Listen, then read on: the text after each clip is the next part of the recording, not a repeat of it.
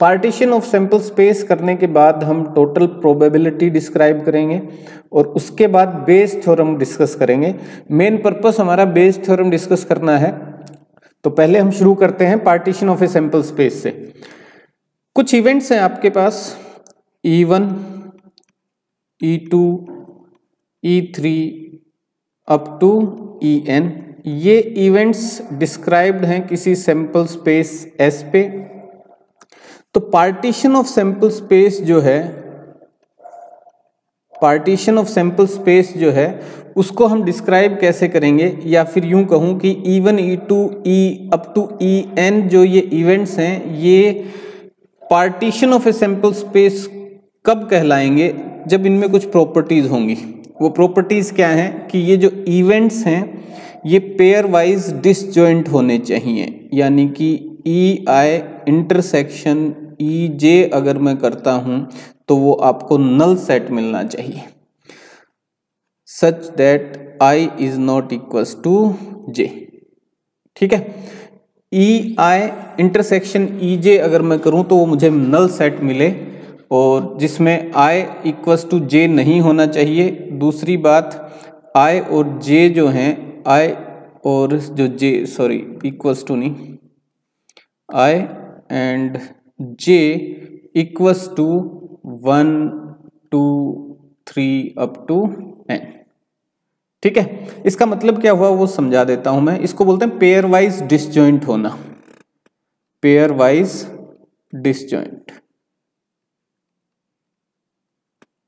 ठीक, पेयर्स में जब हम इनको लेंगे तो ये डिसजॉइंट होने चाहिए, यानी कि E1 इंटरसेक्शन E2 करूं तो वो मुझे नल सेट मिले, E2 इंटरसेक्शन E3 करूं तो भी मुझे नल सेट मिले, या E1 इंटरसेक्शन E3 करूं तो भी मुझे नल सेट मिले, या E100 इंटरसेक्शन E200 करूं तो भी मुझे नल सेट मिले। यानी कि इन इवेंट्स जो कि 1 से लेके N तक हैं, कोई भी वैल्यू लूं इक्वल नहीं होनी चाहिए तो मुझे उनका इंटरसेक्शन जो है इवेंट्स का क्या मिले? नल सेट मिले। यानी कि E1 इंटरसेक्शन E1 नहीं ले सकता मैं। ठीक है, I और J जो हैं वो इक्वल्स नहीं होने चाहिए, इक्वल नहीं होने चाहिए।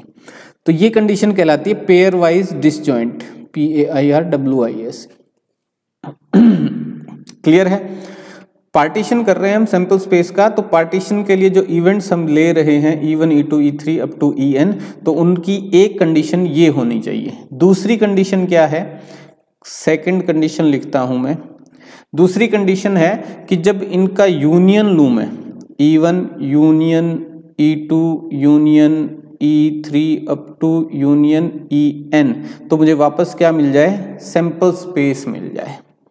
इस कंडीशन को बोलेंगे हम एग्जॉस्टिव, EXHAUSTIVE,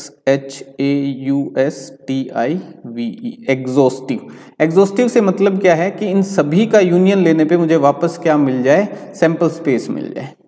ठीक है, तीसरी कंडीशन जो है वो मुझे क्या रखनी पड़ेगी कि किसी भी इवेंट की प्रोबेबिलिटी, किसी भी इवेंट की प्रोबेबिलिटी जो है वो ग्रेटर देन 0 होनी चाहिए। मतलब कोई इवेंट ऐसा ना हो जिसकी प्रोबेबिलिटी 0 हो, ग्रेटर देन 0 होनी चाहिए। यानी सभी की कुछ ना कुछ प्रोबेबिलिटी होनी चाहिए for all I equals to 1, 2 up to N।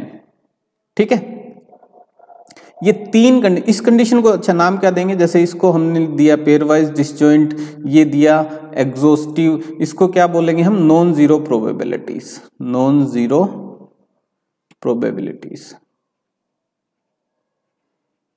यानी कि हर इवेंट की कोई ना कोई प्रोबेबिलिटी होनी ही चाहिए। अगर ये तीनों कंडीशन सेटिस्फाई करते हैं ये इवेंट्स, तो हम इन इवेंट्स को क्या कहेंगे?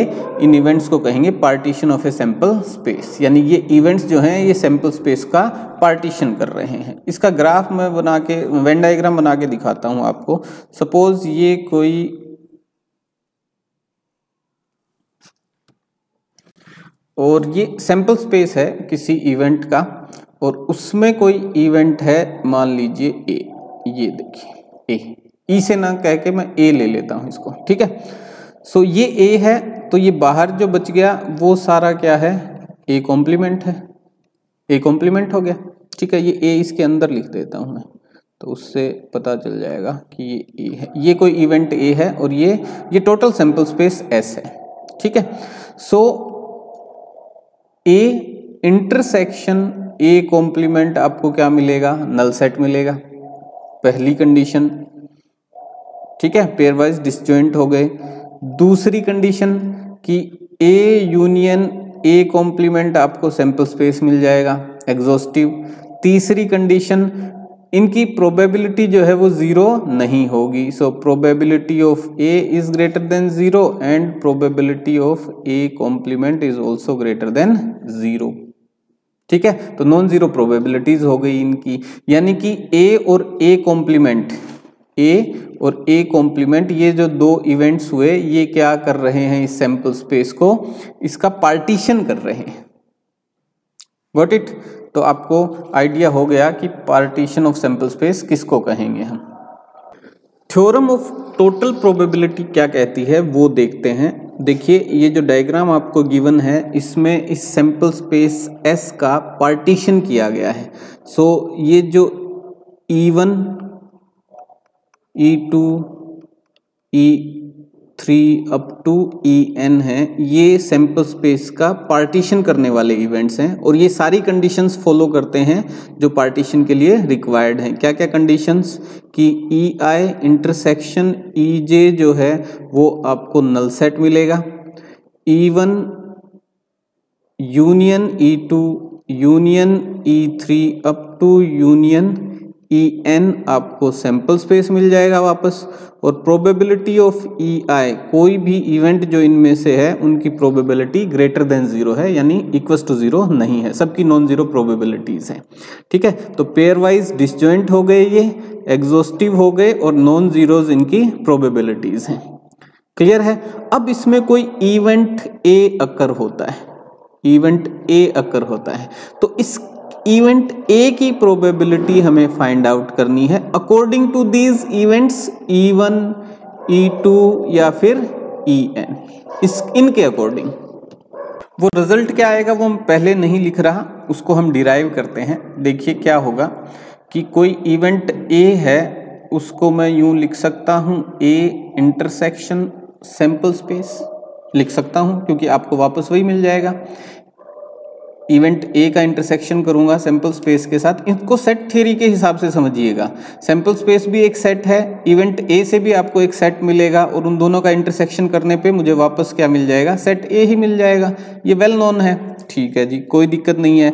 सो A will be equals to A intersection, S को मैं क्या रिप्रेजेंट कर सकता हूं, E1 union E2 union E3 up to union En। ठीक है, इन सब इवेंट्स के यूनियन की फॉर्म में लिख सकता हूं। अब अकॉर्डिंग टू या फिर यूजिंग डिस्ट्रीब्यूशन लॉ को यूज करते हुए मैं यूं भी लिख सकता हूं, A intersection E1 union A intersection E2 union A intersection E3 up to union A intersection En लिख सकता हूं ऐसा। तो सेट ए आ जाएगा मेरे पास, यानी इवेंट ए आ जाएगा मेरे पास इस तरीके से। ठीक है, कोई डाउट नहीं इसमें। अच्छा, ये चीज ध्यान रखिएगा कि we know that EI intersection EJ is equals to null set, pairwise disjoint है ये। तो ए जो कि इनका सबसेट है, देखिए ए इंटरसेक्शन EI से मुझे क्या मिलेगा, एक सबसेट मिलेगा EI का, और ए इंटरसेक्शन EJ करने से भी मुझे क्या मिलेगा, एक EJ का सबसेट मिलेगा। और क्योंकि EI और EJ दोनों ये क्या हैं, डिसजॉइंट हैं, तो इनके सबसेट भी आपस में क्या होंगे, डिसजॉइंट होंगे, यानी कि इनका इंटरसेक्शन भी मुझे क्या मिलेगा, एक नल सेट मिलेगा। ठीक है, तो इस कंडीशन को यूज करते हुए अब मैं इनकी प्रोबेबिलिटी फाइंड आउट कर लेता हूं। सो क्या हो गया, ये अलग से चल गया मेरे से। So probability of event A is equals to probability of इन सब का प्रोबेबिलिटी ले लूंगा मैं, A intersection E1 union A intersection E2 union up to A intersection EN, हाँ या ना। ठीक है, अब ये हम जानते हैं कि probability of A union B equals to probability of A plus probability of B. कब? जब ए इंटरसेक्शन बी आपका क्या है, एक नल सेट है। ठीक है, और ये कंडीशन है हमारे पास। देखिए ये जो है डिसजॉइंट सेट्स हैं, ठीक है, यानी कि इनका इंटरसेक्शन नल सेट मिलेगा आपको। तो probability of A equals to, simply क्या करूं, यहां दो सेट की बात थी, अब कितने ही ले लो आप, उनमें सबका क्या हो जाएगा, सम हो जाएगा। सो देखिए प्रोबेबिलिटी ऑफ ए आ जाएगी आपके पास, probability of A intersection E1 plus probability of A intersection E2 plus probability of A intersection E3 और dash dash dash up to addition probability of A intersection EN। ठीक है, सभी की ऐड कर दूंगा मैं प्रोबेबिलिटी। अच्छा, मल्टीप्लिकेशन थ्योरम ऑन प्रोबेबिलिटी, उससे हमें पता है कि probability of A intersection B आपको क्या मिलेगा, प्रोबेबिलिटी ऑफ, सॉरी ये ना लिख के मैं इसको इस तरीके से शो करता हूँ। हाँ, probability of A when B has occurred is equals to probability of A intersection B divided by probability of B. तो यहाँ जो है probability of A intersection E1 जो है वो क्या हो जाएगा, probability of A intersection E1 divided by probability of E1। ठीक है, और इनको अगर मैं रीअरेंज करूं तो probability of A,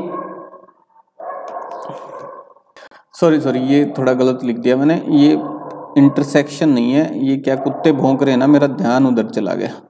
probability of A when E1 has occurred is equals to, ये भौंक रहे हैं, कुछ देख लिया होगा इन्होंने, तो चलिए।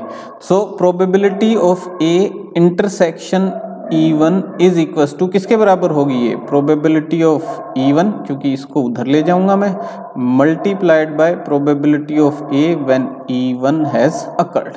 तो इन जगहों पे मैं इससे रिप्लेस कर दूंगा।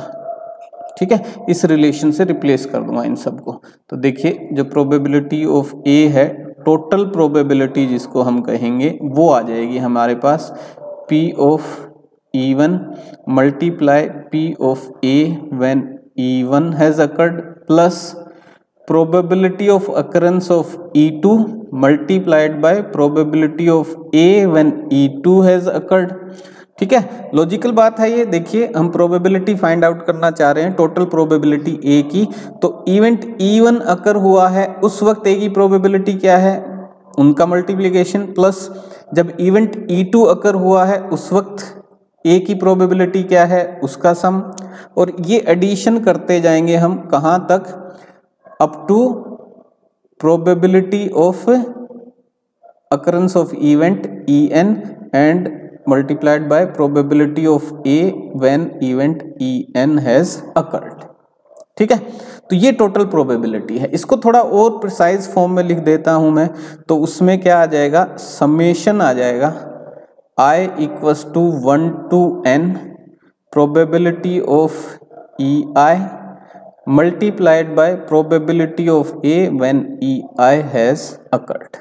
This is total probability of event A according to partition of sample space in events E1, E2 up to EN। ठीक है,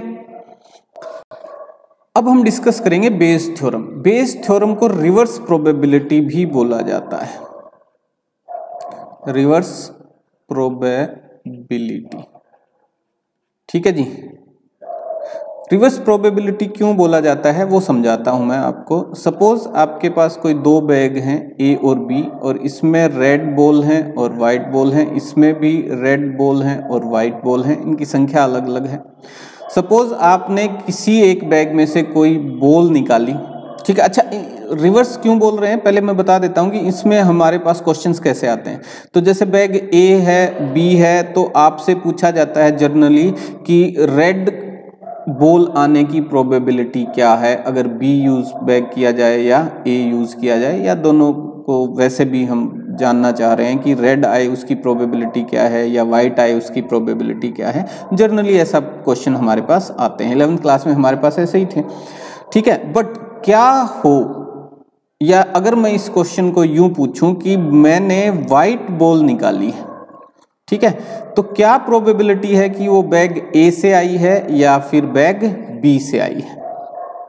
ठीक है, यानी अब इवेंट अकर हो चुका है कि वाइट बॉल निकल चुकी है, तो प्रोबेबिलिटी क्या है कि वो बैग ए से आई है या फिर बैग बी से आई है, उसकी प्रोबेबिलिटी क्या है। ठीक है, तो क्या करना पड़ेगा, मुझे रिवर्स जाना पड़ेगा। तो बेस थ्योरम मेनली इसीलिए यूज होता है कि हम रिवर्स प्रोबेबिलिटी कैलकुलेट कर सकें। Got it. अच्छा, इसमें भी क्या है, partition of sample space use होगा, तो वो सारी चीजें जो हम पार्टीशन ऑफ सैंपल स्पेस में पढ़ चुके हैं या फिर जो हमने टोटल प्रोबेबिलिटी में पढ़ी वो यहाँ पे यूज होंगी। ठीक है, सो सपोज कोई इवेंट E1 अकर हुआ, या EI जर्नल ले लेते हैं हम। इन कुत्तों को पता नहीं आज क्या मिल गया, लग रहे हैं काफी देर से, रुक भी नहीं रहे। सो हमारे पास एक सैंपल स्पेस है, डिस्क्राइब करते हैं अब इसको हम। हमारे पास एक सैंपल स्पेस है जिसमें E1 E2 up to En ये पार्टीशन ऑफ सैंपल स्पेस हैं। ये जो इवेंट्स हैं ये partition of sample space show कर रहे हैं। इसका मतलब क्या हुआ कि EI इंटरसेक्शन EJ करूं तो मुझे नल सेट मिलना चाहिए जिसमें I not equals to J होना चाहिए। ठीक है, यानी पेयर वाइज डिसजॉइंट होना ही चाहिए ये। Okay, E1 union E2 up to union En सब मिलके मुझे सैंपल स्पेस वापस प्रोवाइड कर दें। ठीक है, तीसरी बात कि इनकी प्रोबेबिलिटी जो है वो नॉन जीरो होनी चाहिए, पेयर वाइज डिसजॉइंट हो, एग्जॉस्टिव हो और नॉन जीरो प्रोबेबिलिटीज हो। तो ये किसी सैंपल स्पेस S का पार्टीशन रिप्रेजेंट कर रहे हैं। अब मान लीजिए कोई इवेंट A अकर होता है, ठीक है, तो मुझे प्रोबेबिलिटी फाइंड आउट करनी है कि वो इवेंट EI के कारण हुआ। ठीक है, इवेंट A अकर हो चुका है, तो कौन सा इवेंट इस पार्टीशन ऑफ सैंपल स्पेस के जो इवेंट्स हैं आपके E1 से लेके En तक, तो किस इवेंट EI के कारण ऐसा पॉसिबल हुआ, तो वो मुझे फाइंड आउट करना है। तो उसके लिए फॉर्मूला है अपने पास, कंडीशनल प्रोबेबिलिटी हम कैसे फाइंड आउट करते हैं, PEI intersection A divided by P of A।